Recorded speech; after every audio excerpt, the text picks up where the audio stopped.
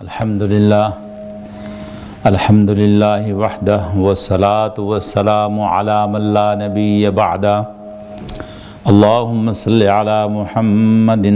وعلی آل محمد کما صلیت علی ابراہیم وعلی آل ابراہیم انکا حمید مجید اللہم بارک علی محمد وعلی آل محمد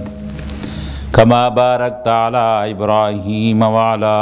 آل ابراہیم انکا حمید مجید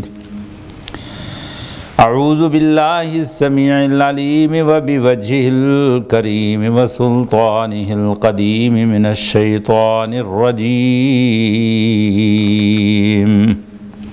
بسم اللہ الرحمن الرحیم یا ایہا الذین آمنوا ان جاءکم فاسق بنبأ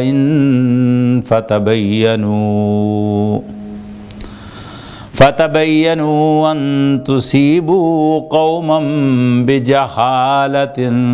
فتصبحوا علی ما فعلتم نادمین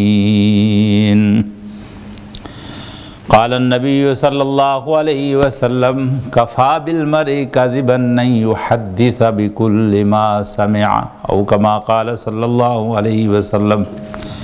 رب اشرح لی صدری ویسر لی امری واحلل عقدۃ من لسانی یفقهوا قولی رب اعوذ بک من ہمزات الشیاطین واعوذ بک رب ان یحضرون۔ معزز خواتین و حضرات، السلام علیکم ورحمۃ اللہ وبرکاتہ۔ پچھلی نشست میں ہم نے مختصراً محرم کی فضیلت اور اس میں ہونے والے واقعات اور حادثات، اور پھر اس ضمن میں جو اس امت پر اس کے جو برے اثرات غیروں کی سازشوں کی وجہ سے پڑے ہیں، ان کی مختصر سی نشاندہی کی تھی۔ تو آج میں چاہتا ہوں کہ نفس واقعہ جو حضرت حسین ابن علی رضی اللہ تعالی عنہ کی شہادت کا واقعہ ہے، اس کے تھوڑے سے اسباب وہ ذکر کروں اور اس کے جو نتائج نکلیں گے ان کو بیان کروں۔ اس کی وجہ یہ ہے کہ جو واقعہ ہے وہ تو ایک بہت ہی المناک واقعہ ہے، اس میں تو کوئی شک نہیں ہے۔ کوئی مومن، کوئی مسلمان ایسا نہیں ہے جو حقیقی اللہ اور اس کے رسول پر ایمان لانے والا ہو اور وہ حب اہل بیت سے سرشار نہ ہو، ناممکن ہے۔ یہ تو ایمان کا جز ہے کہ جس کے ساتھ انسان کی محبت ہو، جو اس کے حبیب ہوتے ہیں، جو اس کے محبوب ہوتے ہیں، وہ اس کے بھی محبوب ہوتے ہیں۔ مسئلہ جو ہے وہ اختلافی یہ نہیں ہے۔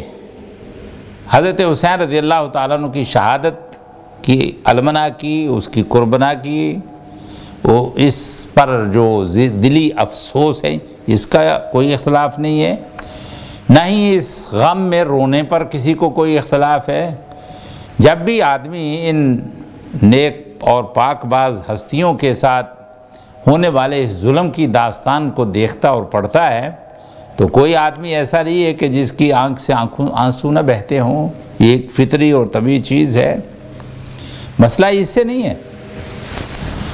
مسئلہ تو یہ ہے کہ ایک متفق علیہ واقعہ کہ جس کو سبھی نے تسلیم کیا اور سبھی ممبروں سے، سبھی کے سٹیج سے یہ اس واقعے کو اسی انداز سے بیان کیا جاتا ہے، لیکن اس میں جو مرچ میں مسالہ ڈالا جاتا ہے اور جو اس کو تڑکا لگایا جاتا ہے اور اس کے اندر جو اور جھوٹ ملایا جاتا ہے، وہ ایک بڑی خوفناک چیز ہے، اور خاص طور پر اسلام کی نگاہ میں اس کا کوئی جواز نہیں ہے، کیونکہ اسلام کی بنیاد جو ہے وہ سند پر ہے۔ قرآن کریم تو تواتر کے ساتھ ہے، لیکن جو چیز قابل قبول ہے وہ کیا ہے؟ وہ سند ہے۔ جیسا کہ حضرت حسن نے فرمایا کہ لولا الاسناد لقال ما شاء، کہ اگر دین کے اندر اسناد نہ ہوتی، سندیں نہ ہوتی، تو جو جی چاہے کہتا پھرتا، کون اس کو روکنے والا تھا۔ اسلام کی بیوٹی یہ ہے، اسلام کا حسن یہ ہے، اسلام کی خوبی یہ ہے، بلکہ اس کی خوبصورتی اس بات کا نام ہے کہ اس میں کوئی چیز غیر مستند نہیں، ہر چیز کو تول کر، بھال کر، دیکھ کر، پرکھ کر پھر اس کو ایکسیپٹ کیا جاتا ہے۔ یہ ہے اسلام۔ نبی صلی اللہ علیہ وسلم نے فرمایا، جو حدیث میں نے خطبے میں پڑھی تھی اس کا مطلب یہ تھا، کفا بالمرء کذبا ان یحدث بکل ما سمع، آدمی کے جھوٹا ہونے کی اس کے جھوٹا ہونے کے لیے یہی کافی ہے کہ جو وہ سنے وہ آگے ڈیلیور کر دے، اس کو وہ آگے بیان کر دے، تو یہ اس کے جھوٹے ہونے کی دلیل ہے۔ اور قرآن کریم کے اندر یہ آیت جو سورہ الحجرات کی آیت کریمہ ہے، جس میں حق تعالیٰ نے فرمایا، یہ آیت نمبر 6 ہے، یا ایھا الذین آمنوا ان جاءکم فاسق بنبأ فتبینوا ان تصیبوا قوما بجہالہ فتصبحوا علی ما فعلتم نادمین۔ کیا ایمان والو، جب تمہارے پاس کوئی فاسق خبر لے کر آئے تو ظاہر ہے کہ اس کا فسق اس میں شامل ہوتا ہے، تو اس خبر کی اچھی طرح تحقیق کرو، فتبینوا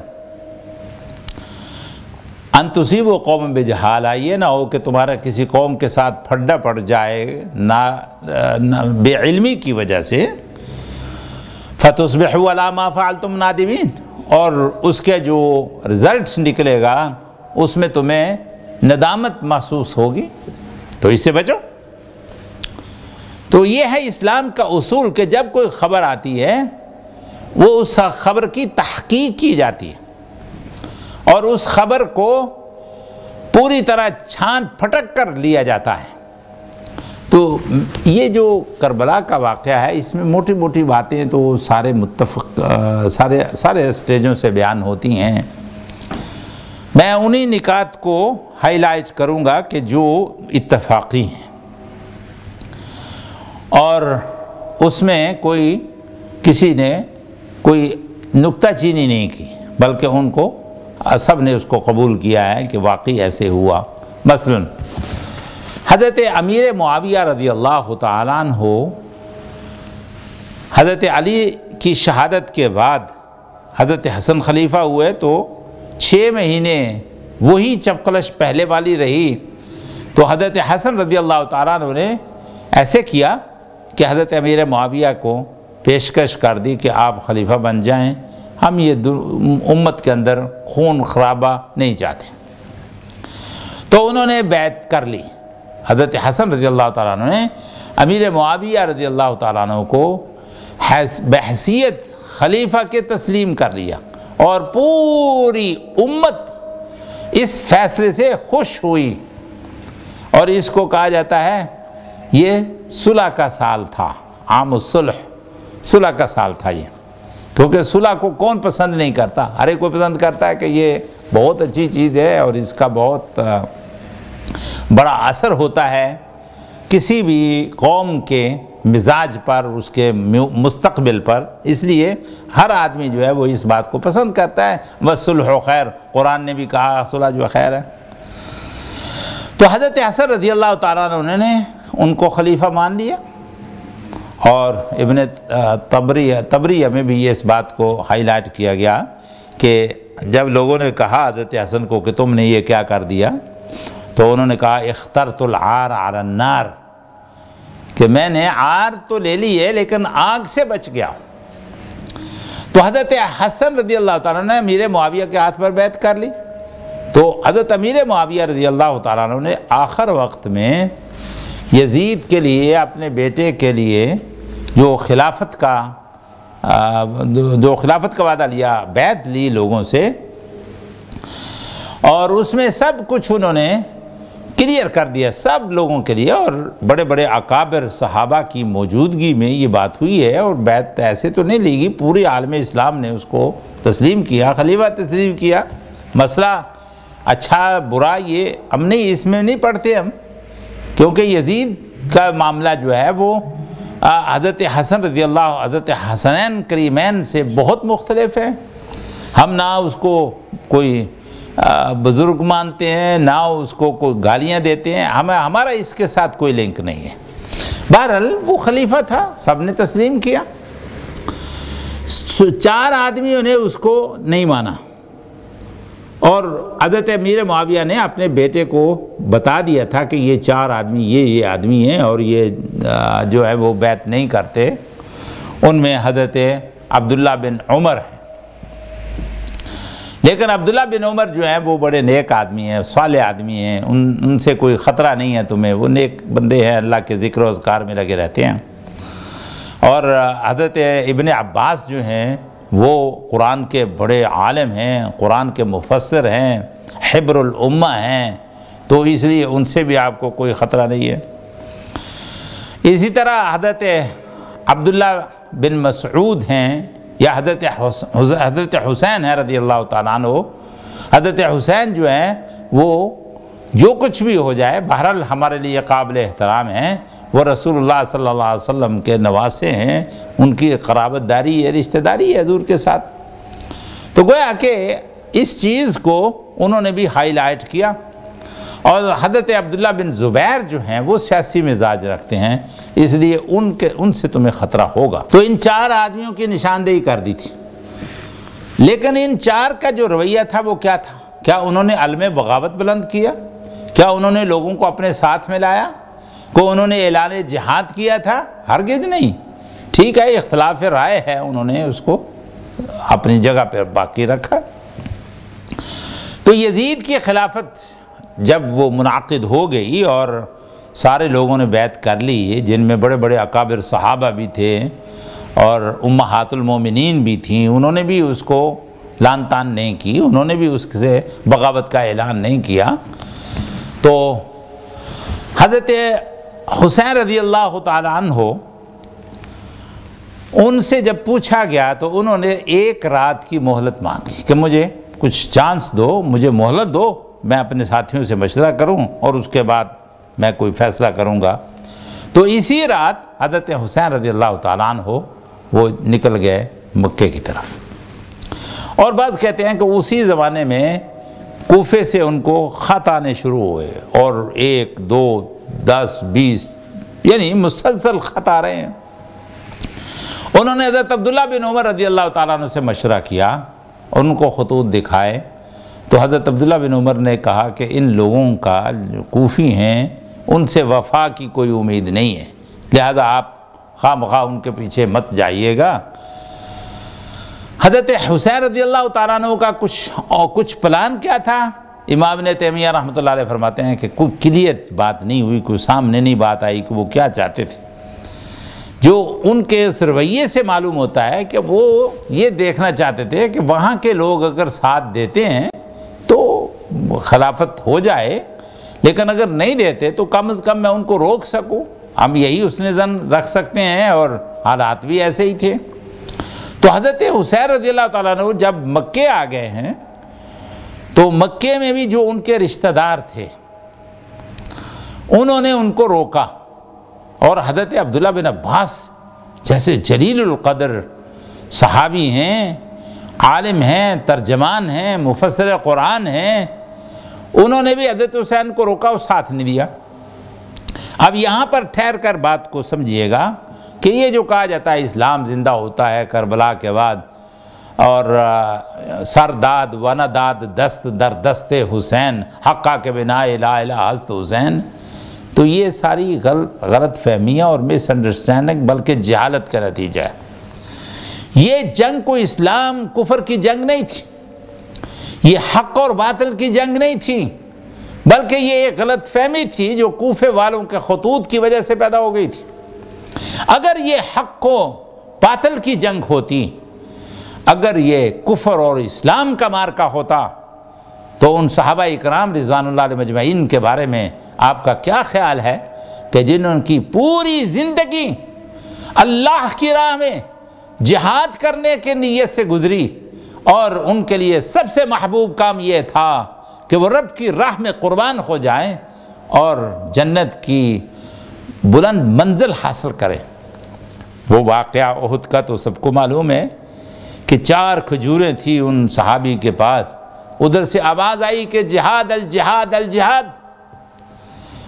انہوں نے 1 کھجور منہ میں رکھی، پھر سوچا کہ یہ جو 3 کھجوریں ہیں میرے ہاتھ میں، ان کو کھانے میں تو بڑی دیر لگ جائے گی، بڑا وقت چاہیے، اتنا وقت میرے پاس کہاں ہوگا۔ انہوں نے وہ پھینک لی اور کہا کہ یہ تو انہا لحیات طویلہ، یہ تو بڑی لمبی زندگی، میں اس میں تو نہیں جینا چاہتا۔ وہ کھجوریں پھینک کر احد کی طرف بھاگے اور شہید ہو گئے، اور اسی وقت رب کے جنت میں داخل ہو گئے۔ ان کو تو احد کی طرف سے خوشبو آتی تھی، انہیں تو جہاد سے بڑھ کر کسی چیز سے پیار نہیں تھا۔ حضرت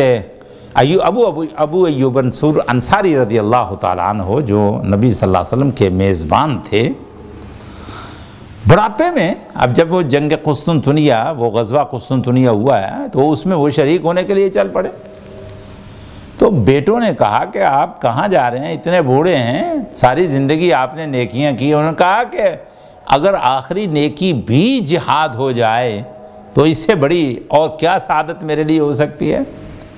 تو وہ اس کے لیے بھی تیار تھے، اور پھر وہ گئے ہیں، اور وہاں پہنچ کر دشمن کی سرحد میں پہنچ کر ان کا وقت آخر آ گیا، تو اسلامی فوج نے خاقان کو لیٹر لکھا کہ ہمارا ایک بزرگ ہے، صحابی ہے، میزبان نبی ہے، وہ چاہتا ہے کہ وہ اس کی میت ہے، اس کا وجود ہے، وہ زیادہ سے زیادہ کفر کے علاقے میں جائے، وہاں دخل ہو۔ تو انہوں نے وہ اجازت چاہتے ہیں کہ ہم ان کی تدفین جو ہے وہ یہ آپ کے علاقے میں کر لیں۔ انہوں نے بڑی خوشی کے ساتھ اجازت دے دی۔ حضرت ابو ایوب انصاری رضی اللہ تعالیٰ عنہ کا مزار آج بھی اس حقیقت کی گواہی کے لیے موجود ہے۔ اسی طرح حضرت ابو طلحہ اور بہت سارے لوگ تھے، اس وقت بوڑھے ہو چکے تھے، 93 برس عمر تھی، لیکن جب جہاد کی طرف ان کو بلایا گیا تو بھاگے چلے گئے۔ تو ایسے لوگ جو جیتے ہی جنگوں میں مصیبت کے لیے تھے، جنگوں کی مصیبت کے لیے جیتے تھے، اور ان کے لیے سب سے بڑا اعزاز اور سب سے بڑا اکرام یہی تھا کہ وہ رب کی راہ میں شہید ہو جائے، قتل ہو جائے۔ تو ایسے لوگ، اگر یہ حق اور باطل کی جنگ ہوتی، میرا تخاطب اہل سنت سے ہے کہ جو اسلام کو زندہ کرتے ہیں کربلا کے بعد، حالانکہ کربلا کے بعد زندہ نہیں ہوا، بلکہ ایک بہت بڑا کھیت تھا اسلام کا، اور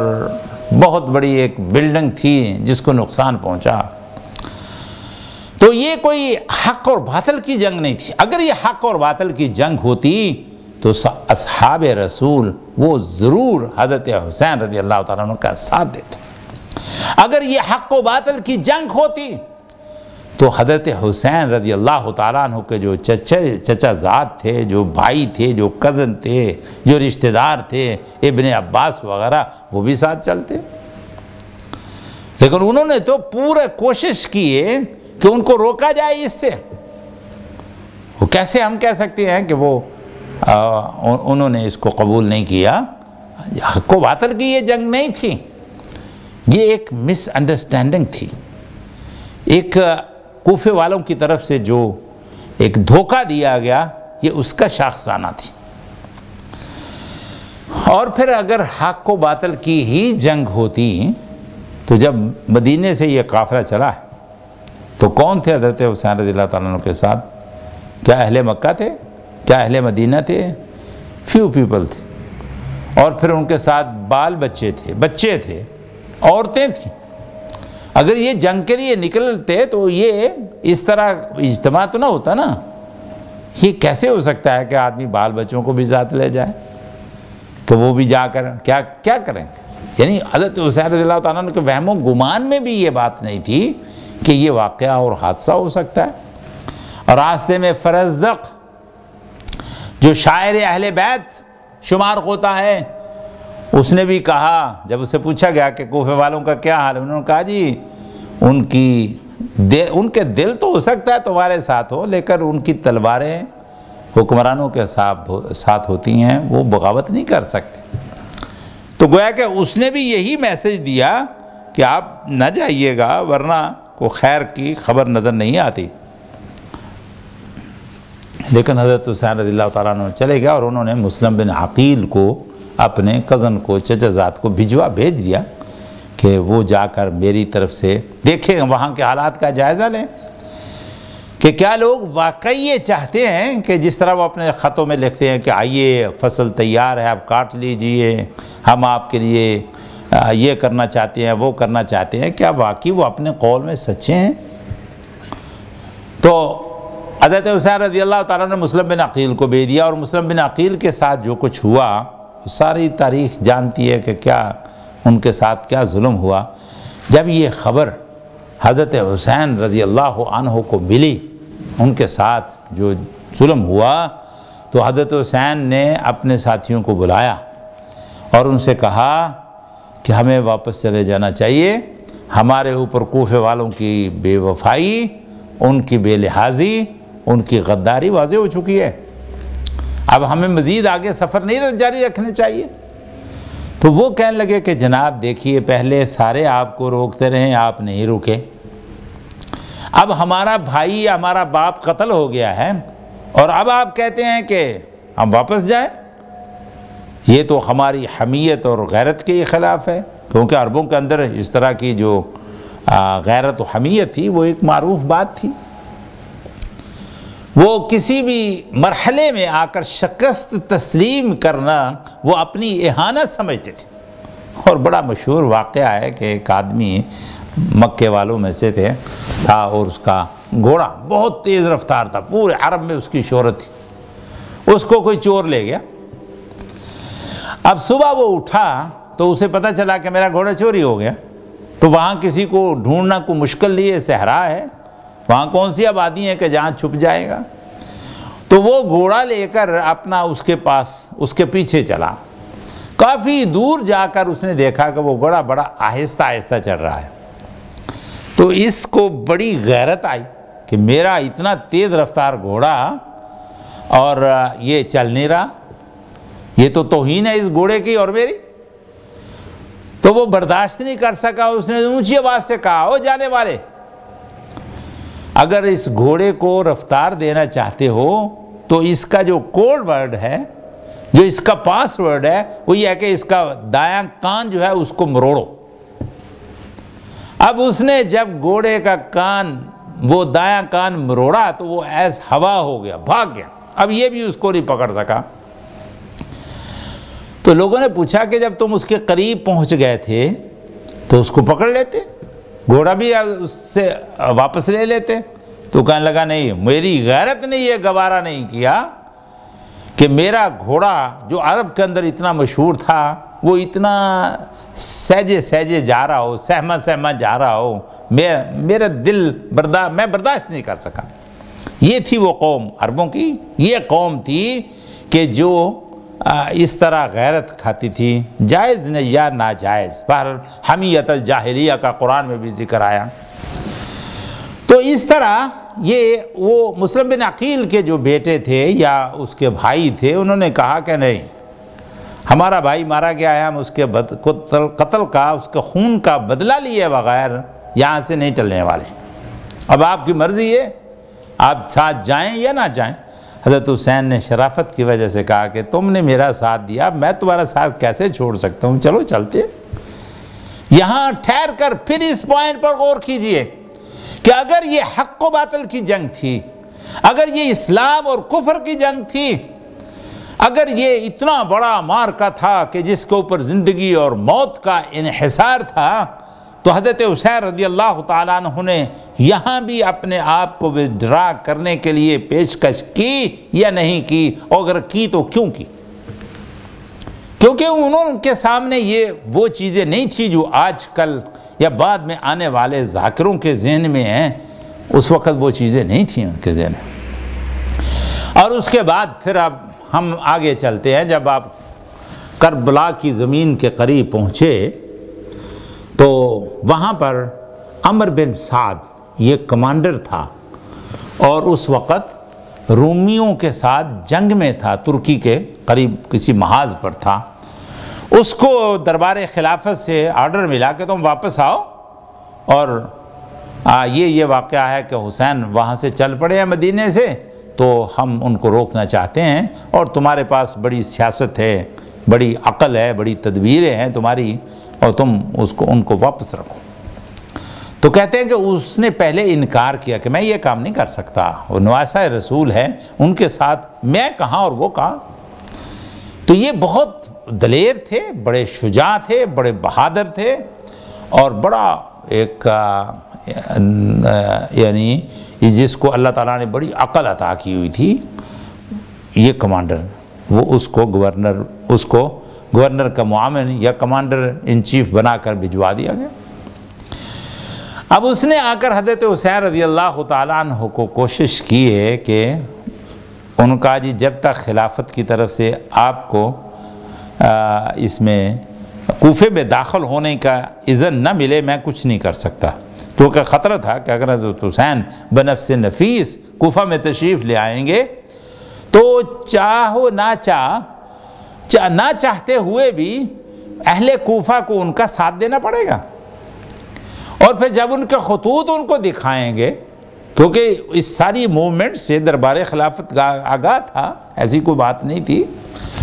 تو اگر وہ حضرت حسین بنفس نفیس تشریف لے آئیں گے تو طوعاً او کرہا یہ لوگ ان کا ساتھ دیں گے، تو مشتعل ہو جائیں گے، اس طرح فساد فتنہ جو ہے وہ زیادہ پھیل جائے گا۔ تو بہرحال عمر بن سعد نے کیا کیا، بڑے احترام کے ساتھ بات چیت کی، اور پوائنٹ سکھائے، اس کو سمجھائے، بنائے، ترتیب دیے، سارا کچھ کیا۔ تو حضرت حسین رضی اللہ تعالیٰ عنہ نے وہاں پر جو پیشکش کی تھی، 3 پوائنٹ، 3 نکات، ان کے آفر کے 3 حصے تھے، اور ان میں سے ایک یہ تھا کہ مجھے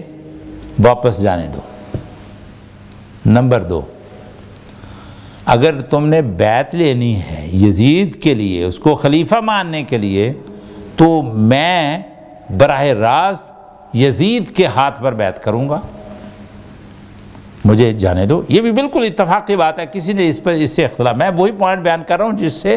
اہل سنت اور تشیع والے جو ہیں ان کے اندر اتفاق ہے تقریباً۔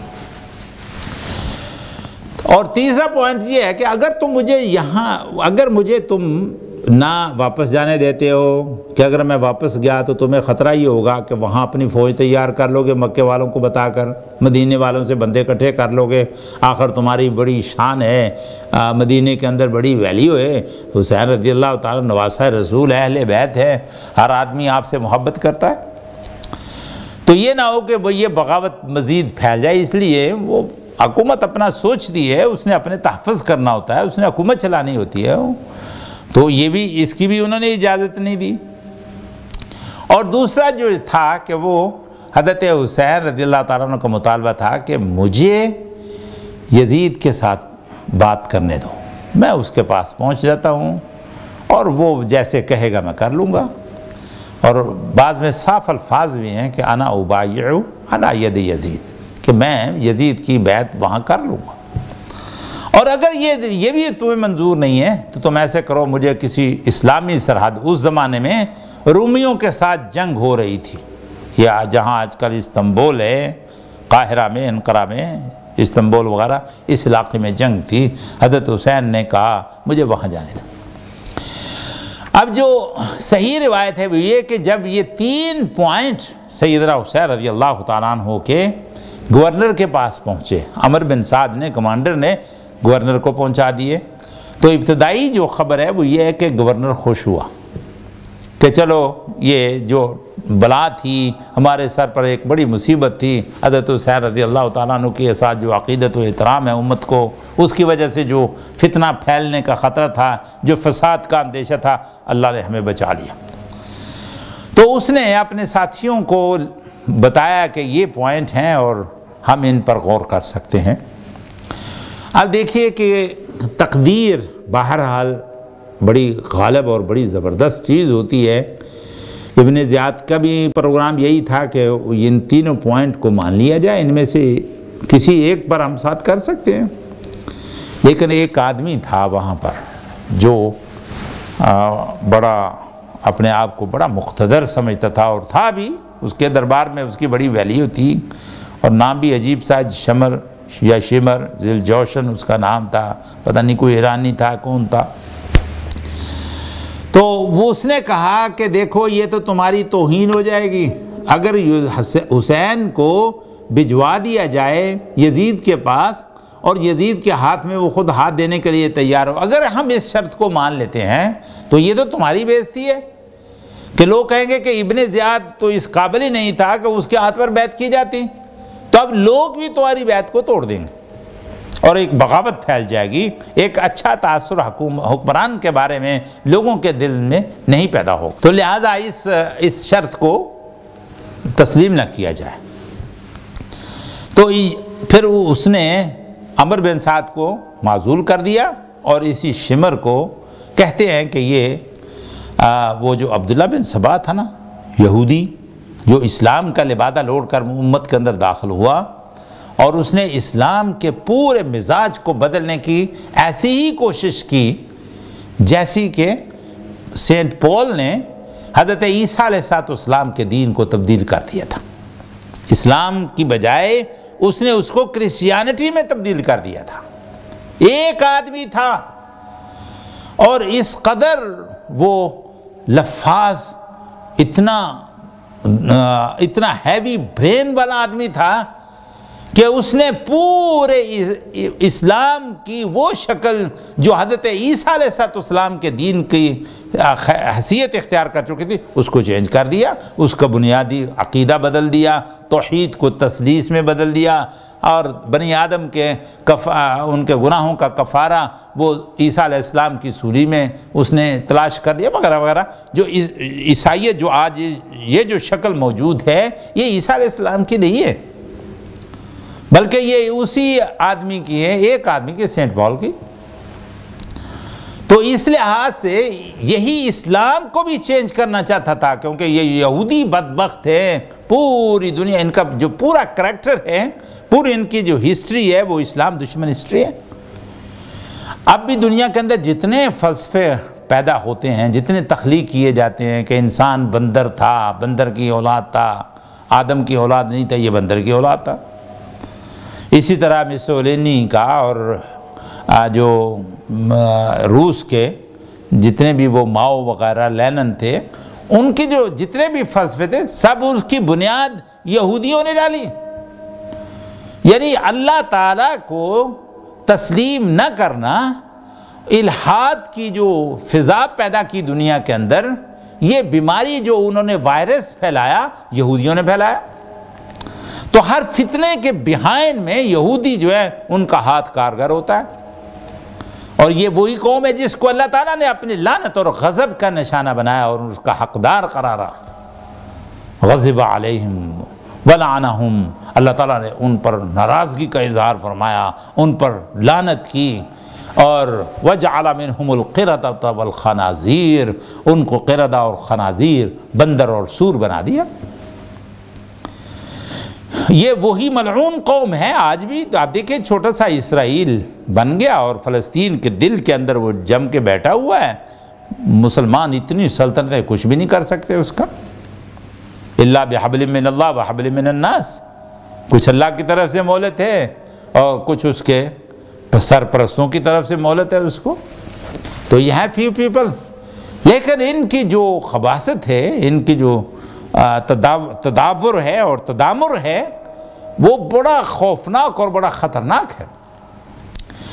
حضرت عیسیٰ علیہ السلام کے دین کو تبدیل کیا، یہودیوں نے کیا، اور اسلام کے اندر یہ جو تصور خلافت اہل بیت کا شوشہ چھوڑا، یہ جو تشیع پیدا کیا، جو تفرقہ پیدا کیا، جو ایک رافضی شیعہ کا ایک فرقہ پیدا کیا، یہ سبائی عبداللہ بن سبا یہودی نے پیدا کیا۔ اور اس کی تکنیک ابن حجر نے بڑے عجیب، ابن کثیر نے لکھی جو البدایہ والنہایہ میں، انہوں نے کہا کہ وہ ایسے کرتا تھا، بندے بھیجتا تھا، مثلا دمشق بندہ بھیجا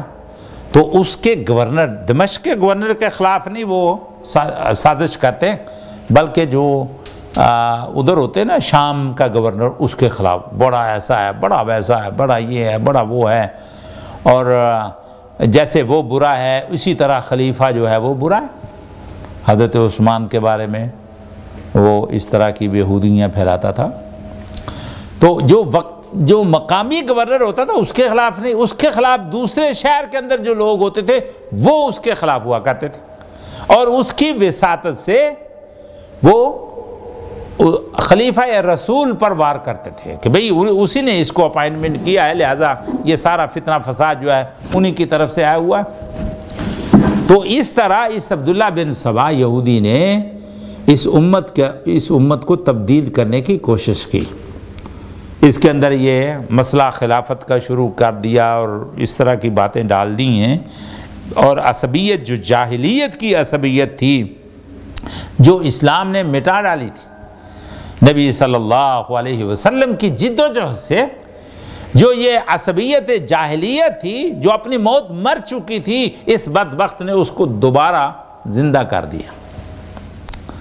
حالانکہ اللہ سبحانہ وتعالیٰ نے اپنے احسانات میں سے اس بات کا ذکر فرمایا، وَاعْتَصِمُوا بِحَبْلِ اللَّهِ جَمِيعًا وَلَا تَفَرَّقُوا وَاذْكُرُوا نِعْمَةَ اللَّهِ عَلَيْكُمْ إِذْ كُنْتُمْ أَعْدَاءً فَأَلَّفَ بَيْنَ قُلُوبِكُمْ فَأَصْبَحْتُمْ بِنِعْمَتِهِ إِخْوَانًا وَكُنْتُمْ عَلَى شَفَا حُفْرَةٍ مِّنَ النَّارِ فَأَنْقَذَكُمْ مِنْهَا كَذَلِكَ يُبَيِّنُ اللَّهُ لَكُمْ آيَاتِهِ لَعَلَّكُمْ تَهْتَدُونَ۔ اللہ تعالیٰ نے فرمایا کہ میں نے اسلام کی وجہ سے، اس کی برکت سے تمہارے اندر پیار اور محبت اور بھائی چارہ پیدا کر دیا۔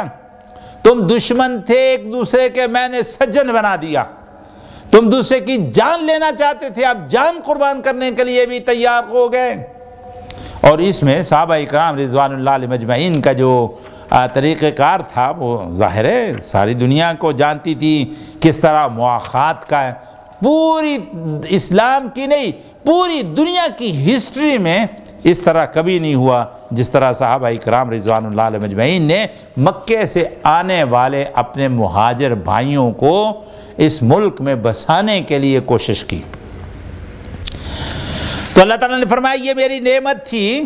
لیکن اس بدبخت نے کیا کیا کہ وہی عصبیت جاہلیت کہ یہ بنو امیہ ہیں اور یہ بنو ہاشم ہیں، یہ خلافت کے زیادہ حقدار ہیں، قریش وغیرہ وغیرہ وغیرہ، اس نے اس جاہلیت کو ابھارا،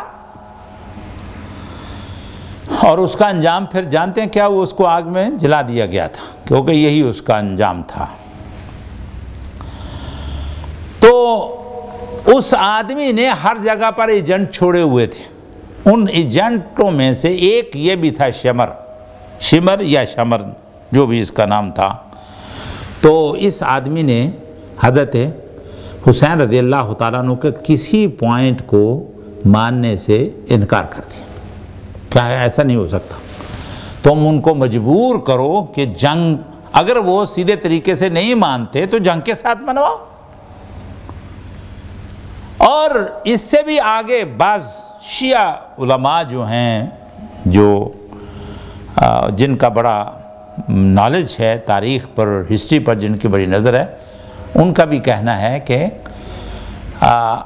حضرت حسین رضی اللہ تعالیٰ عنہ کے خلاف اس وقت کے مفتیوں نے فتویٰ دیا تھا۔ واللہ عالم یہ بات کہاں تک سچ ہے، لیکن یہ شیعہ علماء اس بات کا اقرار کرتے ہیں۔ یعنی اس وقت اسلامی ایک ماحول تھا کہ اسلام کا خلیفہ جس کو منتخب کر لیا جائے اس کے خلاف بغاوت کو کچلا جائے۔ اور اگر کسی نے کوئی فتویٰ دیا ہوگا، جیسا کہ قاضی ابن العربی نے بھی اس کی طرف اشارہ کیا ہے کہ قتل الحسین بسیف جدی، واللہ عالم، ہم اتنی گہرائی میں نہیں جاتے، لیکن بہرحال یہ شمر کا ایک پلان تھا، اور شاید قتل کرنے کا اس کا بھی کوئی پروگرام نہیں تھا، نہ ابن زیاد، لگتا نہیں ہے یہ جو کچھ بھی ہوا ہے نا، یہ حادثہ ہو گیا ایکسیڈنٹلی، ورنہ وہ جبر کے ساتھ حضرت حسین کو چاہتے تھے کہ ان کو قائل کر لیا جائے اور وہ سائن کر دیں اور معاملہ ختم ہو جائے، یزید کی یہ بیعت کر لیں اور بیعت کریں ابن زیاد کے ہاتھ میں۔ یہ اس پوائنٹ پر اختلاف ہوا اور اس پر اس کی بدبختی بڑھتی گئی اور اس نے مجبور کیا، لیکن حضرت حسین رضی اللہ تعالیٰ عنہ نہیں مانے اور اگلے دن لڑائی ہوئی ہے۔ اب دیکھو اس میں یہاں کوئی صحیح روایت نہیں ہے کہ وہ پانی بند کیا، کھانا پینا بند کیا، یہ کوئی ایک ناممکن سی، ایک بڑی عجیب سی بات کیسے بند کر دی۔ اور وہاں سے تو دریائے فرات بھی، کربلا کے پاس سے تو دریائے فرات بھی گزرتا ہے، نہر ہے، تو وہاں پر یہ صحرا کہاں سے آ گیا اتنا کہ بھوک پیاس رہی 3 دن، یہ سب سٹوریاں ہیں اور سب جھوٹے اسطورہ اور سٹوریوں کے علاوہ کچھ نہیں۔ تو بہرحال اگلے دن وہ واقعہ ہوا، اور ایک دن 9 محرم، اس دن جمعرات کا دن تھا، شام کے وقت حضرت حسین رضی اللہ تعالیٰ عنہ نے محسوس کیا کہ اب معاملہ جو ہے وہ بہت آگے بڑھ جائے گا، اور انہوں نے اپنے گھر والوں کو، خاندان والوں کو اکٹھا کیا اور ان سے کہا کہ دیکھو بھائی، مجھے نظر نہیں آتا کہ یہاں میں بچ جاؤں یا آپ لوگ بچ جائیں، لیکن جب یہ بات انہوں نے سنی اہل خانہ نے، تو ظاہر ہے کہ عورتیں تو فوری طور پر ان کا ریئیکشن ہوتا ہے، وہ تو رونا شروع کر دیتی ہیں۔ تو حضرت حسین نے ان کو روکا کہ تم اونچی آواز میں نہیں رونا، تم ماتم نہیں کرو گی، یہ وصیت اور یہ عہد حضرت حسین نے اپنے خاندان والوں سے لیا اس رات۔ اور اگلے دن تقریباً کوئی دوپہر کا ٹائم تھا، جب یہ وہ جتنے آپ کے ساتھ آدمی تھے، 23 آدمی کہتے ہیں، اور ٹوٹل ملا کر عورتوں بچوں سمیت 72 آدمی تھے، واللہ عالم، تو وہ بندے بھی سارے جو جنگ کے قابل تھے وہ ان کو مار دیا گیا، قتل کر دیا گیا، اور انہوں نے چونکہ حضرت حسین کو اپنے حصار میں لے لیا تھا۔ اب حضرت حسین اکیلے رہ گئے رضی اللہ تعالی عنہ ورضا، تو اب انہوں نے پھر بھی ہار نہیں مانی۔ یہاں جو پوائنٹ ہے سوچنے والا، یہ ہے حضرت حسین رضی اللہ تعالیٰ عنہ کی بہادری، یہ شجاعت، یہ دلیری اور جان کی پرواہ نہ کرنا، یہ ہے بات۔ اس بات پر اور پھر جو دشمنوں نے ان کے ساتھ جو سلوک کیا ہے، اس پر جو تکلیف ہوتی ہے آدمی کے دل کو، اور آدمی روئے بغیر آگے نہیں جا سکتا، کہ کائنات کا سب سے محبوب انسان تھا اور شہزادہ رسول تھا، نبی صلی اللہ علیہ وسلم کے جگر گوشہ تھا، ان کا پھول تھا، دل کا پھول تھا، ریحانہ طایہ سیدہ شباب اہل الجنہ، اور وہ کس مظلومیت کی حالت میں یہاں پر اکیلے شہید کر دیے گئے، اکیلے رہ گئے، آخر میں سب سے ان کو شہید کیا گیا۔ اب یہ اس میں جس کا حصہ ہے وہ اللہ کو جان دے، وہ اللہ تعالیٰ کو جواب دے گا، نہ میں کوئی تجزیہ اس کا کر سکتا ہوں، نہ کوئی اور کر سکتا ہے، نہ ہوا ہے نہ ہو سکتا ہے، یہ اللہ احکم الحاکمین، وہی یحکم بینکم یوم القیامت فیما کنتم فیہ تختلفون، یہ اسی کی شان ہے۔ تو حضرت حسین رضی اللہ تعالیٰ عنہ شہید کر دیے گئے۔ اب جو جوان باقی بچا، ایک نوجوان تھا، آپ کا بیٹا تھا زین العابدین، یہ اس وجہ سے بچا کہ یہ بیمار تھا، بچہ بیمار تھا، بچہ تھا، اس کو قتل نہیں کیا گیا، عورتوں کو قتل نہیں کیا گیا۔ اب یہ جو ہے نا کہ وہ چھوٹے چھوٹے بچوں کو مار دیا، یہ بھی افسانے ہیں۔ اگر کوئی بائی چانس کوئی بچہ فوت ہو گیا، شہید ہو گیا، تو بائی چانس ہوا ہوگا، جان بوجھ کر نہیں، یہ سب انہوں نے اسٹوریوں میں رنگ بھرنے کے لیے باتیں کی ہیں۔ جو قتل ہوئے ہیں وہ مرد تھے جو لڑ سکتے تھے، جو جنگ کر سکتے تھے، وہ انہیں کے ساتھ مقابلہ وہ مارے گئے۔ ہاں اگر کوئی ایکسیڈنٹلی طور پر وہ دوسرے بچہ بھی اگر کوئی اس میں شہید ہو گیا، جیسا کہ علی اصغر یا علی اکبر کا نام لیا جاتا ہے، تو دراصل مفسرین مورخین کہتے ہیں کہ وہ علی اکبر نہیں تھے، نہ علی اصغر تھے، وہ ایک کا نام ابو بکر تھا، ایک کا نام عمر تھا، ایک کا نام عثمان تھا۔ لیکن چونکہ ابو بکر اور عمر اور عثمان کا نام تو اس شیعہ امت کے لیے ایک مصیبت ہے، اس لیے وہ کیسے برداشت کر سکتے ہیں؟ اس لیے انہوں نے کیا کیا کہ ان کے نام کو چینج کر دیا، علی اصغر علی اکبر کر دیا۔ یہ ایک تشیع کا ایک ذہن ہے، ورنہ اس نام کا کوئی آدمی نہیں تھا، علی اصغر علی اکبر کوئی نام نہیں تھا، اور کوئی نہیں اس کو ثابت کر سکا۔ بہرحال یہاں ایک تھوڑا سا روکیے، کسی کی ہم حمایت نہیں کرتے اور نہ ہی ہم کسی کو بری و ذمہ قرار دینا چاہتے ہیں، یہ اللہ سبحانہ و تعالیٰ کا وہی مالک یوم الدین ہے، وہی اختلافات کے فیصلے کرے گا۔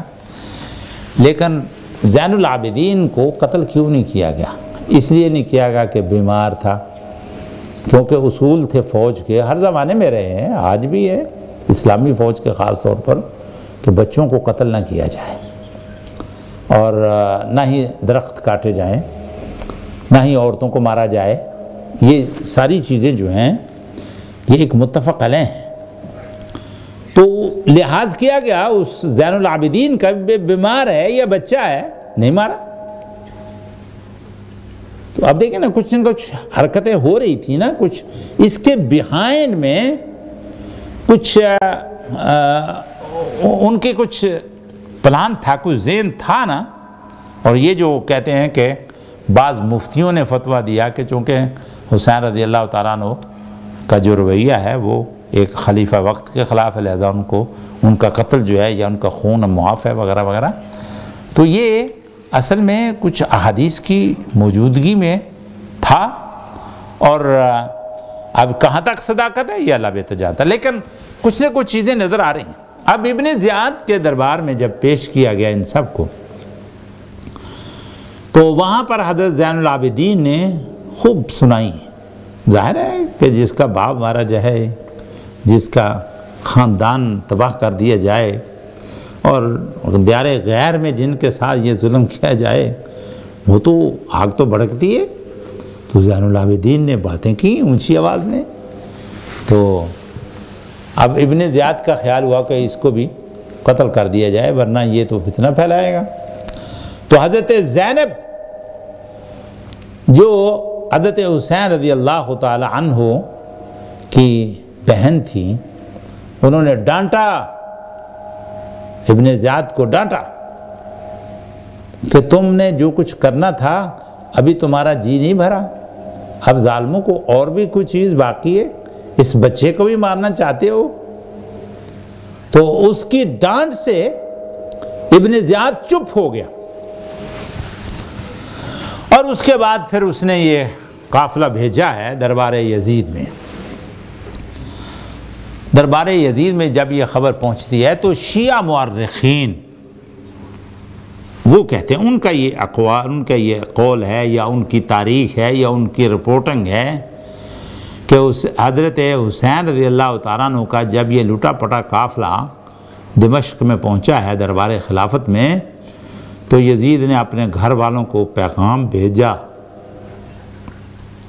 کہ آج رو، ماتم کرو،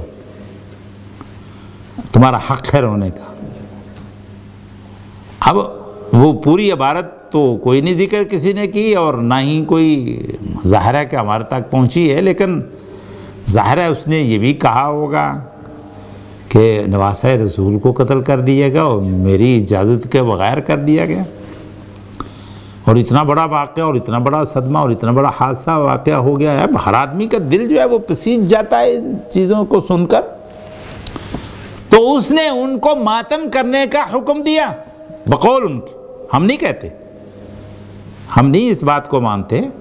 کیونکہ ماتم کا حکم کوئی مومن نہیں دے سکتا،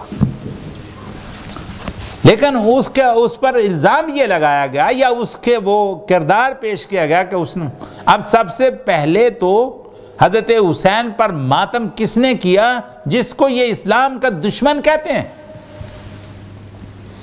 اور اسی کی سنت پر عمل کرتے ہیں. ہم اہل سنت اس بات کے قائل نہیں ہیں کہ ایون یزید نے بھی ماتم کا حکم نہیں دیا، لیکن شیعہ کی روایات کے مطابق یہ جو ماتم ہوا ہے تو اس کا پہلا مجد کون ہے؟ وہ یزید ہے. اچھا، اب اس کے بعد کیا ہوا؟ کیونکہ یزید کے گھر میں حضرت حسین کی رشتہ داریاں تھیں. اب جو ہونا تھا وہ تو ہو چکا نا، اب اس کے اوپر وہ کیا کر سکتے؟ اس نے ان سے کہا کہ اگر تم یہاں رہنا چاہتے ہو میرے پاس تو میں عزت کے ساتھ آپ کو رکھوں گا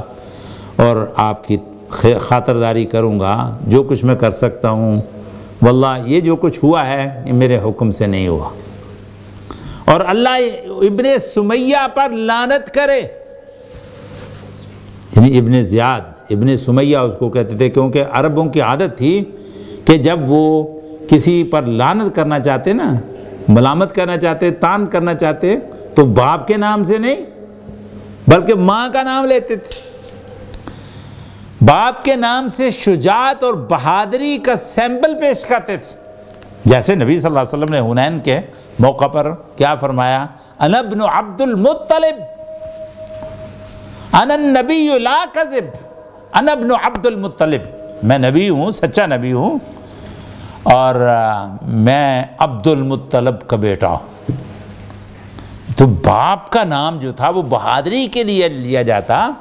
اور ماں کا نام لیتے تھے تاکہ وہ اس کو عار دلائی جائے. اور اب تو انگریزوں کا تو سسٹم ہی اس پر ہے کہ وہ ماں ہی کا نام چلتا ہے، باپ کا چلتا ہی نہیں ہے. باپ کے بارے میں پوچھنا، کویسچن کرنا جو ہے وہ بہت غیر مہذب، ان کلچرڈ سمجھا جاتا ہے کہ بھئی کسی سے پوچھا جائے کہ تمہارا باپ کون ہے. کہتا لندن کے اسکول میں کوئی سفارشی بچی جو تھی اس کو لایا گیا تو اس نے باہر سے آنے والے نے اور خاتون نے اس سے کچھ کویسچن کرنا چاہے تو اس سے پوچھا کہ بھئی، اس کو کہا گیا کہ بھئی آسان سا سوال اس سے پوچھنا. تو اس بیچاری نے اس سے پوچھ لیا کہ واٹ از یور فادرز نیم. تو وہ جو ہیڈ مسٹرس تھی وہ بڑی اپسیٹ ہوئی کہ بھئی میں نے تو تمہیں یہ ہدایت کی تھی کہ سب سے آسان کویسچن پوچھنا اور تم نے سب سے مشکل کویسچن پوچھ لیا. اور ہمارے ہاں بھی ایک حدیث کے طور پر ایک جھوٹی بات پھیلائی گئی ہے کہ قیامت کے دن ماں کے نام کے ساتھ لوگوں کو پکارا جائے. جھوٹی بات ہے، ایسی کوئی بات نہیں ہے. تو عربوں کی عادت تھی کہ جب وہ کسی کی بہادری کا ذکر کرتے تو باپ کا ذکر کرتے، انا ابن عبد المطلب. اور جب کسی کو عار دلاتے کہ یہ تم نے عورتوں والا کام کیا، عورت کا بیٹا ہے، ابن سمیہ پر لعنت ہو کہ اس نے مجھ کو خوش کرنے کے لیے وہ کام کر دیا کہ جس کی میں توقع نہیں کرتا تھا، اور وہ اس سے بھی کم کرتا تو تب بھی میں راضی ہو جاتا اس پر. اب دیکھیں یہاں پر ہم یہ نہیں کہتے کہ یزید بری و ذمہ ہے. میں بار بار یہ الفاظ یوز کر رہا ہوں کہ اللہ تعالیٰ ہی فیصلے کرنے والا ہے. کس کا اس میں حصہ ہے، کون بری ہے اور کون اس کے اندر شریک ہے، ہم نہیں جانتے. لیکن یہ ہے کہ وہ اس نے اپنے جذبات کا اظہار یہ کیا کہ اس ابن سمیہ پر لعنت ہو، اس نے ایسا کام کیا اس نے مجھے خوش کرنے کے لیے. تو بہرحال اب جو چیز ہے کہ اس سے جو ہم نتیجہ نکالنا ہے، اور وہ کئی دفعہ میں اشارہ کر چکا ہوں کہ یہ حق اور باطل کی جنگ نہیں تھی، یہ کفر اور اسلام کی جنگ نہیں تھی. جس طرح کہ ہمارے ہاں تشیع میں اور ایون سنیوں نے اس طرح کی باتیں جو ہیں وہ پھیلا رکھی ہیں بہت زیادہ، اور حقہ کے بنائے لا الہ حضرت حسین. اور اس میں کچھ ہمارے بڑے اچھے قابل احترام سکالر بھی ہیں کہ ان سے بھی اختلاف ہے. یہ اصلاحی اور اصلاحی نقطہ نظر سے ہم اختلاف کرتے ہیں. جیسے مولانا مودودی صاحب ہیں، انہوں نے بھی بہت زیادہ تشیع اور رفض کی باتوں کو انہوں نے بہت ہائی لائٹ کیا اور بہت نقصان پہنچا ان کی اس تحریک سے بھی، اور وہ انہوں نے اپنے پاس سے حضرت حسین رضی اللہ تعالیٰ عنہ کا ایک کارنامہ یا ان کے اس جہاد یا اس غزوے کی جو بنیاد ہے وہ انہوں نے خود کھود نکالی کہ حضرت حسین نے دیکھا کہ یہ نظام جو ہے سسٹم بدل رہا ہے، خلافت ملوکیت میں بدل رہی ہے، اس لیے وہ مرنے مارنے پر تل آئے۔ حالانکہ ان سے بڑے عالم امام ابن تیمیہ فرماتے ہیں کہ حضرت حسین رضی اللہ تعالیٰ عنہ کیا چاہتے تھے واضح نہیں ہے۔ انہوں نے کبھی نہیں کہا کہ میں خلیفہ بننا چاہتا ہوں، نہ انہوں نے کبھی یہ آواز اٹھائی کہ باپ کے بعد بیٹا خلیفہ نہیں بن سکتا، یہ ملوکیت ہے۔ یہ بھی حضرت حسین نے کبھی نہیں کہا، یہ جھوٹ ہے۔ اگر کوئی کہتا ہے حضرت حسین کی طرف منسوب کرتا ہے تو وہ اللہ کے ہاں اس کو جواب دینا ہوگا۔ حضرت حسین نے یہ وہ کہہ بھی کیسے سکتے تھے، کیونکہ ان کے گھر میں ایسی بات ہو چکی تھی۔ حضرت علی رضی اللہ تعالیٰ عنہ سے جب پوچھا گیا ان کے شہادت کے وقت، ان کو جب وہ جان بر ہونے کے آثار نہیں تھے، کہ حسن کو خلیفہ بنا لیا جائے، فرمایا میں نہ حکم دیتا ہوں نہ انکار کرتا ہوں، یہ امت کا کام ہے، جس کو چاہے شورا وہ بنا لے۔ تو اگر یہ چیز ناجائز ہوتی تو علی بھی اس کو ناجائز کہتے، اور وہ بھی حسن کی خلافت کے بارے میں کہتے کہ نہیں چونکہ وہ میرا بیٹا ہے۔ یہ تصور ہی غلط ہے کہ باپ کے بعد بیٹا خلیفہ کیوں نہیں ہو سکتا، اور اگر وہ اہل ہے تو ہو جائے، اگر امت اس کو قبول کرتی ہے، شورا والے قبول کرتے ہیں، تو اس میں کیا حرج ہے۔ یہ ایک انہوں نے مولانا مودودی صاحب نے جو خلافت و ملوکیت کا نام لیا اور اس پر جو اتنی بڑی بلڈنگ کھڑی کر دی ہے، یہ ان کا اپنا اجتہاد تھا۔ اس سے پہلے کبھی کسی نے یہ نہیں کہا اور نہ ہی اس پر اعتراض کیا، کیونکہ اس سے تو شیعہ کی ساری بنیادیں ہل جاتی ہیں۔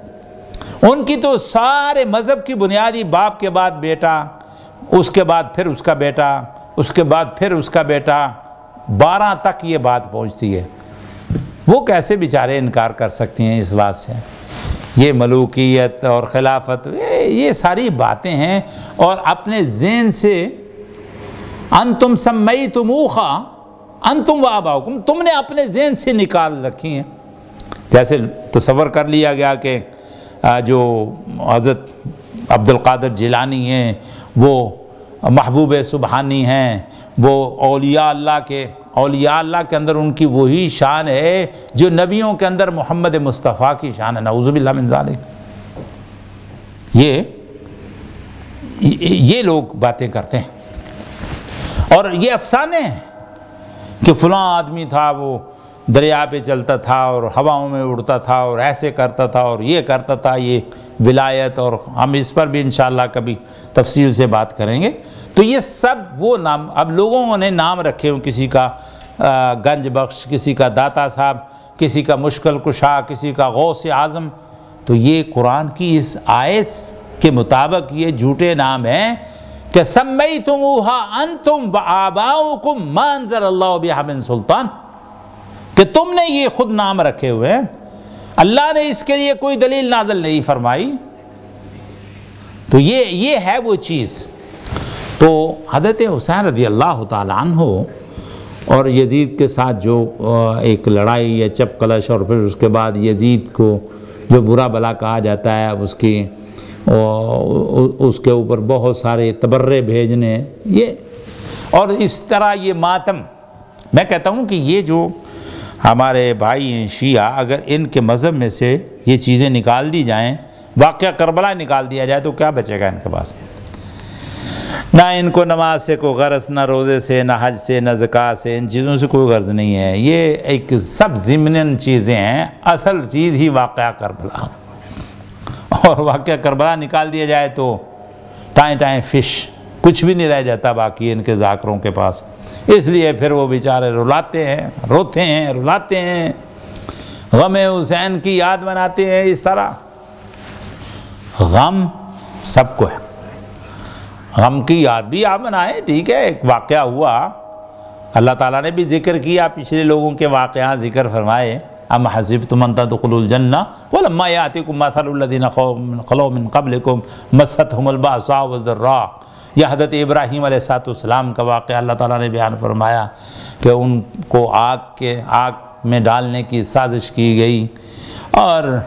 اللہ تعالیٰ کا حکم آگ میں ابراہیم کے داخل ہونے سے پہلے پہنچ گیا، قلنا یا نار کونی بردم، یعنی بڑی تفصیل کے ساتھ اللہ تعالیٰ نے ان کو بیان کیا ہے۔ کریں حضرت حسین کے واقعات کو بیان کرے جیسے اہل سنت کرتے ہیں، حضرت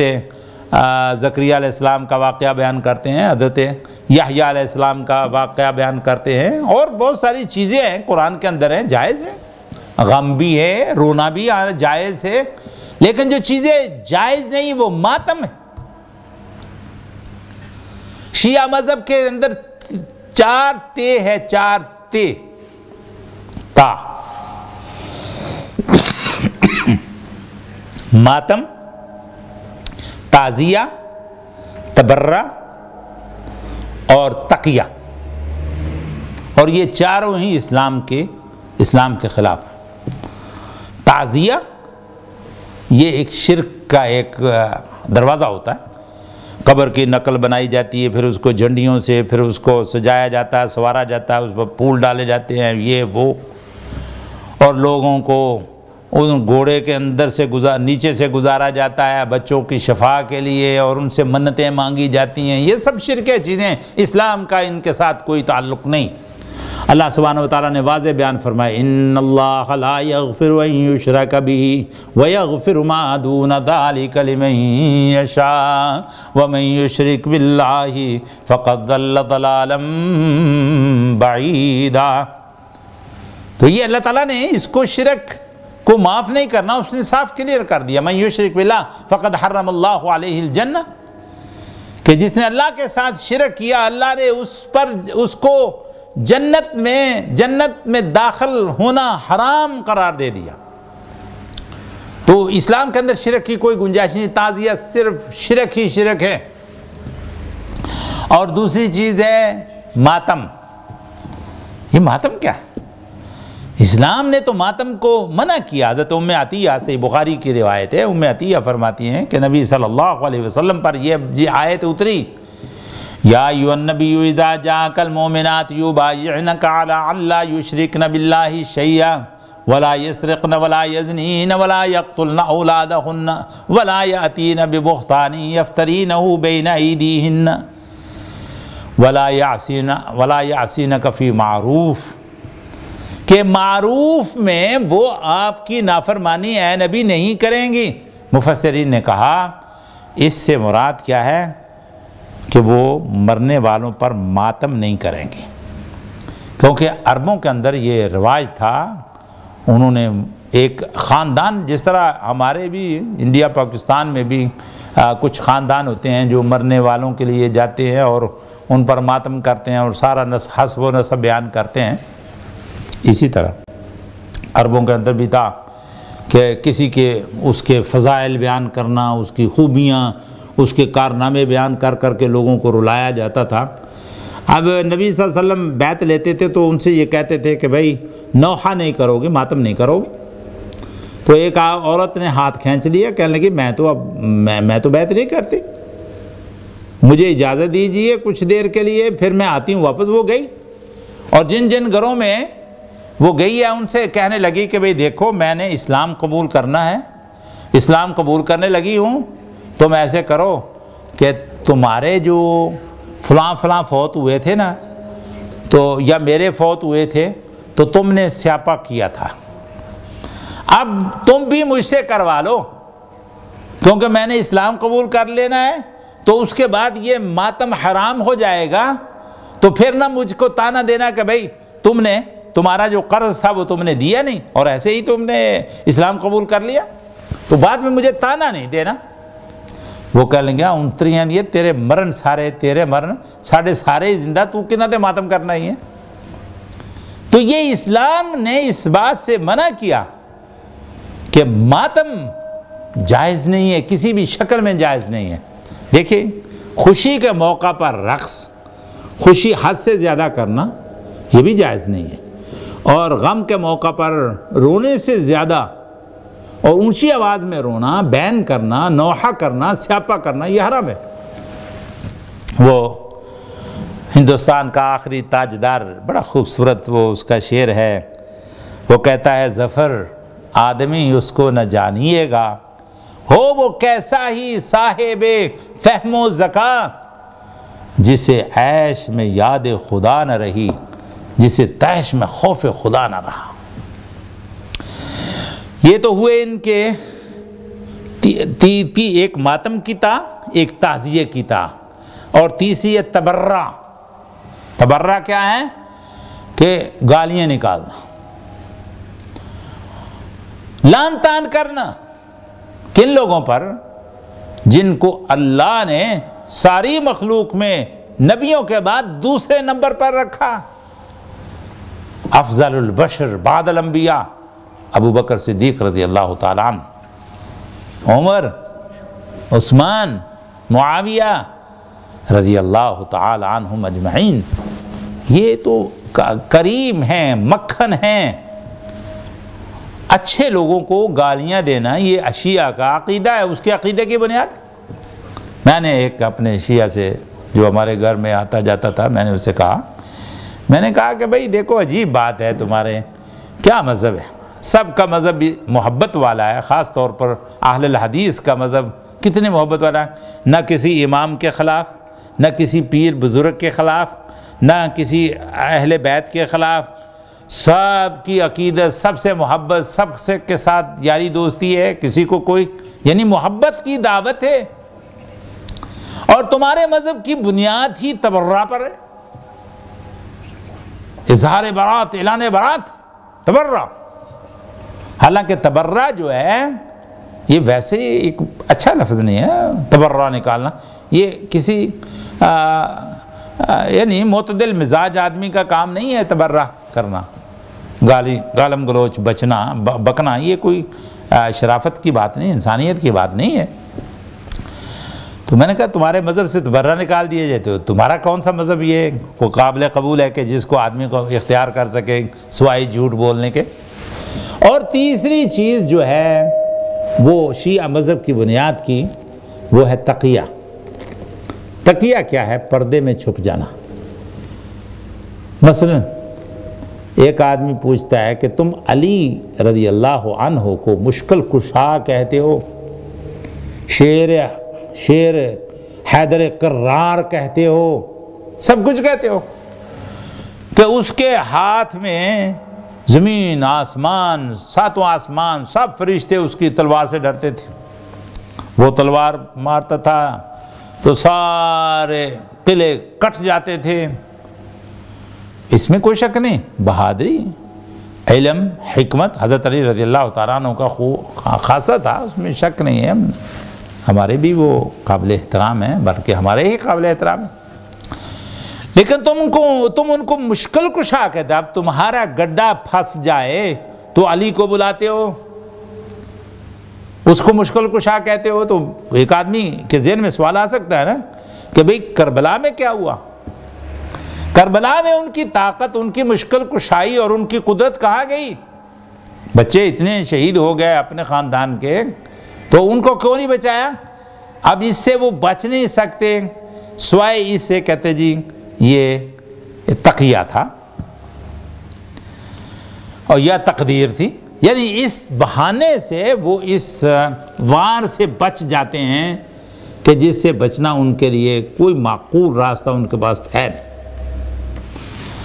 اب میں اپنی بحث کو سمیٹتے ہوئے پھر اس کا خلاصہ ذکر کرتا ہوں کہ میں نے اب تک جو کچھ بیان کیا وہ یہ ہے کہ اللہ کا حکم ہے، یا ایھا الذین آمنوا ان جاءکم فاسق بنبأ فتبینوا ان تصیبوا قوما بجہالہ فتصبحوا علی ما فعلتم نادمین، کہ جب کوئی تمہارے پاس فاسق خبر لے کر آئے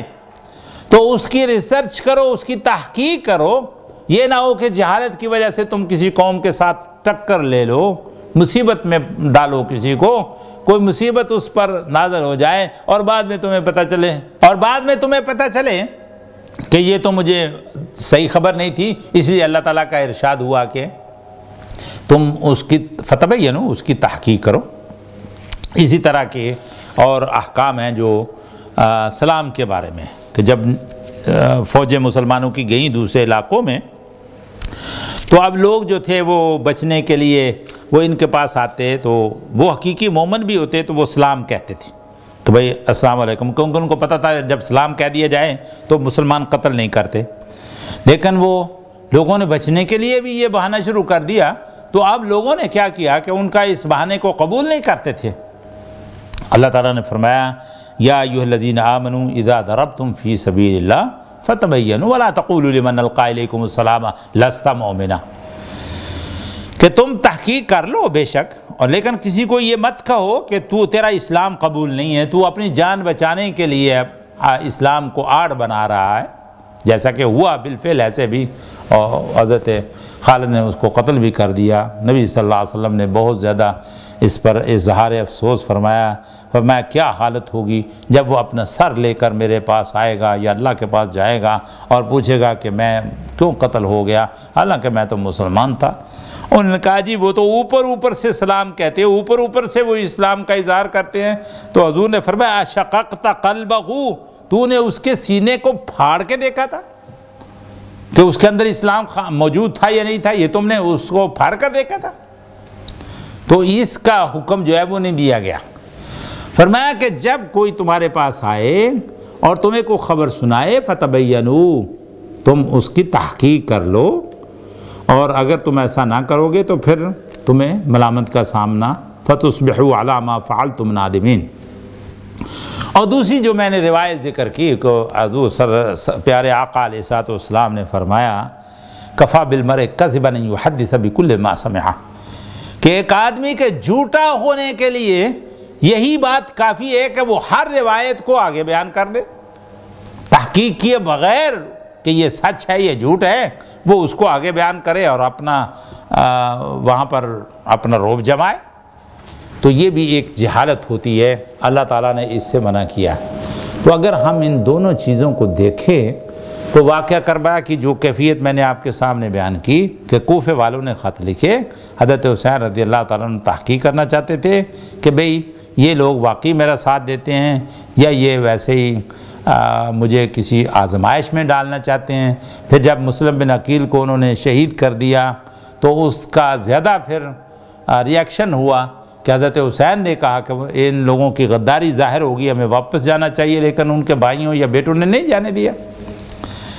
تو یہ نہ کفر کی جنگ تھی، نہ کفر و اسلام کی جنگ تھی، نہ حق و باطل کا مارکا تھا، اور نہ ہی حضرت حسین رضی اللہ تعالیٰ عنہ نے ان کے خلاف بغاوت کا اعلان کیا، نہ ہی کسی کو اس بات پر اکٹھا کیا۔ وہ ایک تحقیق کرنا چاہتے تھے اور ان کا موقف واضح نہیں ہوا۔ ایک بھی جملہ حضرت حسین سے منقول نہیں ہے کہ انہوں نے یزید کے خلاف خروج کیا یا بغاوت کی یا لوگوں کو آمادہ کیا، ایسی کوئی بات نہیں تھی۔ تو وہ مظلومانہ شہید ہوئے کیونکہ ان کو مجبوراً جنگ کرنا پڑی تھی، اور جنگ میں آدمی کی بہادری ان کی ثابت ہوئی کہ انہوں نے ان کی بات کو نہیں مانا۔ بہرحال یہ ہے وہ کیفیت کہ جس کو اتنا لون مرچ لگا کر بیان کیا جاتا ہے کہ حقیقت خرافات میں کھو گئی، یہ امت روایات میں کھو گئی۔ اور یہ ان لوگوں کے لیے تو ہے جن کا جینا مرنا کھانا پینا اسی سسٹم میں ہے، اسی واقعہ کربلا میں ہے، لیکن جو مومن ہیں، جو ایمان والے ہیں، جو اللہ پر ایمان رکھتے ہیں، جو یوم آخرت پر ایمان رکھتے ہیں، جو رسول اللہ صلی اللہ علیہ وسلم سے محبت کرتے ہیں، جو حسنین کریمین سے محبت کرتے ہیں، وہ حسین کے نانا کے دین کے مطابق اسلام کو مانیں اور اس کو قبول کریں۔ یہ ماتم، یہ تبرہ، یہ تقیہ، یہ تعزیہ، یہ سب غیر اسلامی کام ہے۔ حضور نے فرمایا من ضرب الخدود وشق الجیوب ودعا بدعوى الجاہلیہ، کہ جس آدمی نے اس طرح کے کام کیے، اپنے گال رخساروں کو پیٹا اور گریبان شق کیا اور جاہلیت کی باتیں کی، وہ سب کچھ ہو سکتا ہے لیکن محمدی نہیں ہو سکتا۔ اور ایسی عورت جو سیاپا کرے، جو ماتم کرے، وہ قیامت کے دن غیر فطری حالت میں اٹھائی جائے گی۔ گندک کا لباس اس کے اوپر ہوگا، اور اللہ کی لعنت کے سائے میں وہ زندگی بسر کرے گی، دنیا کی بھی اور آخرت کی بھی۔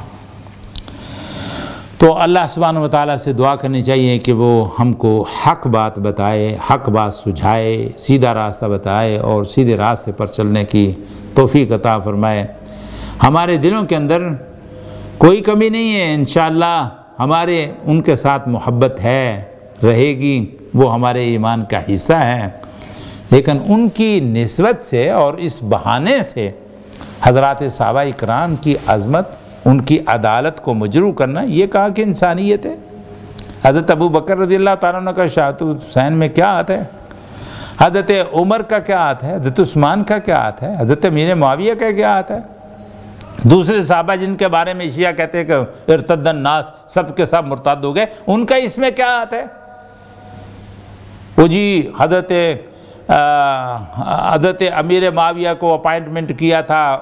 عمر نے، عمر کو اپائنٹمنٹ کیا تھا ابو بکر نے، نعوذ باللہ من ذالک، لہذا وہ بھی اس کے اندر شریک۔ میں نے کہا ابو بکر کو تو رسول اللہ صلی اللہ علیہ وسلم نے اپنے مسلح پہ کھڑا کیا تھا، تو اس کے بعد باری آ جائے گی اللہ کے رسول کی، اور اللہ کے رسول پر جو نازل کیا قرآن، جو شریعت، وہ اللہ سبحانہ و تعالیٰ نے خود کی، اب اللہ تعالیٰ پر بھی وار چلیں گے۔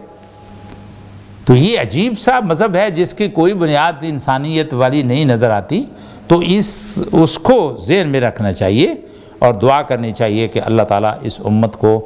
حق اور سچ پر جمع رہنے کی توفیق نصیب فرمائے،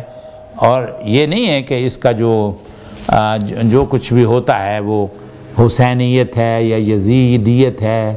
یہ سب کے سب پروپیگنڈے ہیں اور جھوٹے پروپیگنڈے ہیں۔ اب اس مذہب کے باطل ہونے کی ایک بہت بڑی دلیل میں آپ کے سامنے رکھتا ہوں۔ آج تک مسجد نبوی کا مصلی اور بیت اللہ کا مصلی، اس پر کبھی شیعہ امام کھڑا نہیں ہوا، آج تک۔ 1400 سال کی بات میں کر رہا ہوں، 1400 سال کے پورے اس عرصے میں ایک شیعہ بھی امام نہیں ہوا۔ کیوں؟ کہ اللہ سبحانہ و تعالیٰ ان کو قریب ہی نہیں پھٹکنے دیتا۔ سب کچھ انہوں نے ایران میں بنا لیا، ان کا مکہ مدینے کے ساتھ کوئی لنک نہیں۔ وہاں تو فساد فتنہ کرنے کے لیے آتے ہیں، اور کوئی حج کرنے کے لیے نہیں آتے، عمرہ کرنے کے لیے، فتنہ فساد کے لیے آتے ہیں۔ یہ اللہ سبحانہ و تعالیٰ کا ایک کرم ہے کہ پھر بھی وَمَكَرُوا وَمَكَرَ اللَّهُ وَاللَّهُ خَيْرُ الْمَاكِرِينَ۔ تو بہرحال اس بات پر بات ہو سکتی ہے، اور اصلاحی معروضی طریقے سے بھی ہو سکتی ہے، پازیٹیو طریقے سے بھی، اور ہم چاہتے ہیں کہ پازیٹیو طریقے سے بات کریں، ان کو سمجھانے کی کوشش کریں کہ تم کن راہوں کے مسافر بنے ہوئے، اللہ تعالیٰ سے ہدایت مانگو، اہدنا الصراط المستقیم مانگو، اور اپنے دلوں کو صاف کر لو اصحاب رسول کی ان کے خلاف بغض عداوت سے۔ پہلی بات قرآن نے کہی تلک امۃ قد خلت لہا ما کسبت، یہ امت تھی، یہ جماعت تھی، گزر گئی، جو کمایا وہ ساتھ لے گئی، نہ تم سے ان کے بارے میں پوچھا جائے گا، نہ ان سے تمہارے بارے میں پوچھا جائے گا، وَلَا تُسْأَلُونَ عَمَّا كَانُوا يَعْمَلُونَ۔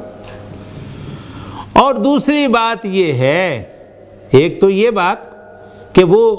گزر چکی جماعت، اور دوسرا یہ ہے کہ جو گزر چکے ہوں ان کے اوپر تبرہ کرنا، ان کے اوپر لان تان کرنا، ان کے اوپر ان کی عیب چینی کرنا، یہ شرافت کا کام نہیں ہے۔ اللہ تعالیٰ نے مومنین کا ذکر فرمایا سورہ الحشر میں، وَالَّذِينَ جَاءُوا مِن بَعْدِهِمْ يَقُولُونَ رَبَّنَا اغْفِرْ لَنَا وَلِإِخْوَانِنَا الَّذِينَ سَبَقُونَا بِالْإِيمَانِ وَلَا تَجْعَلْ فِي قُلُوبِنَا غِلًّا لِّلَّذِينَ آمَنُوا رَبَّنَا إِنَّكَ رَءُوفٌ رَحِيمٌ، کہ جو بعد میں آتے ہیں نا، وہ اپنے پہلے لوگوں پر تان نہیں کرتے، ان پر وہ الزامات نہیں لگاتے، وہ ان کو گالیاں نہیں بکتے، بلکہ کہتے ہیں ربنا اغفر لنا ولاخواننا الذین سبقونا بالایمان، کہ یا اللہ جو ہم سے پہلے ایمان کی حالت میں دنیا سے جا چکے ہیں تو ان کی مغفرت فرما، اور ہمارے دلوں کے اندر کوئی حسد، کوئی بغض، کوئی عداوت باقی نہ رہے، ولا تجعل فی قلوبنا غلا، کوئی ریڈ ڈاٹ، کوئی بلیک ڈاٹ ہمارے دلوں کے اندر باقی نہ رہنے دے، ربنا انک رؤوف الرحیم۔ یہ ہے وہ قرآن کا ارشاد۔ میں نے ماتم کے بارے میں بھی قرآن کے ارشادات آپ کو سنائے، اور تولا، تبرہ، تقیہ، تعزیہ اس کے بارے میں بھی بتایا، تاکہ ان لوگوں کو جو جہالت کی وجہ سے پھنسے ہوئے ہیں وہ حسین رضی اللہ تعالیٰ عنہ کے نانا کے دین کو فالو کریں، اور یہی وہ راستہ ہے کہ جو دنیا اور آخرت میں محفوظ راستہ ہے۔ الحمدللہ ہمارے دل بالکل صاف ہیں، ہمارے دل میں سب کی محبت ہے، کسی کے بارے میں کوئی بغض، کوئی عداوت، کوئی ریڈ ڈاٹ نہیں ہے، کوئی بلیک ڈاٹ نہیں ہے۔ اور تو یہی وہ نشانی ہے اللہ تعالیٰ نے ان لوگوں کی جو نیک لوگوں کے پیچھے آئے اور ان کے لیے دعائے خیر کرتے ہیں۔ تو اللہ سے دعا کرنی چاہیے کہ رب تعالیٰ ہم سب کو حق پر حق دکھائے، سمجھائے اور اس پر چلنے کی توفیق نصیب فرمائے۔ وآخر دعوانا ان الحمدللہ رب العالمین۔